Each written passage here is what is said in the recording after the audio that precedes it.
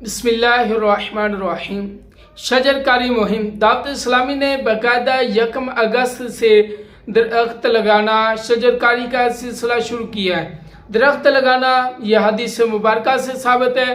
نبی پاک علیہ الصلوۃ والسلام نے ارشاد فرمایا 7 چیزیں ایسی ہیں، حضور کی حدیث ہے، حضور نے خود ارشاد فرمایا 7 چیزیں ایسی ہیں کہ انسان مر جاتا ہے، مرنے کے بعد بھی انسان کو اس کا ثواب ملتا رہتا ہے۔ پوچھا کہ یا رسول اللہ صلی اللہ علیہ وسلم وہ کون سی چیزیں؟ فرمایا ان 7 چیزوں میں سے ایک درخت لگانا ہے۔ حضور نے فرمایا درخت لگانے والا مر بھی جائے گا لیکن بعد میں بھی اسے ثواب ملتا رہے گا۔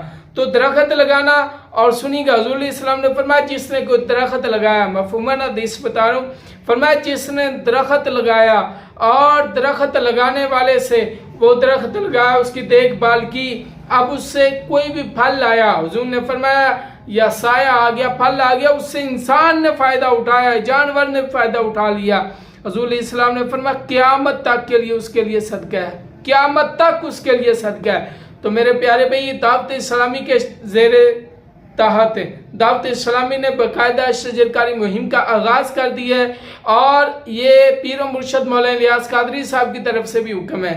تو ہر بندے کو چاہیے کہ اپنے گھروں کے اندر کم از کم اپنے گھر میں ایک درخت ہے، ایک پودا ضرور لگائیں، اور دعوت اسلامی کے مشن کو آگے لے کر بڑھیں۔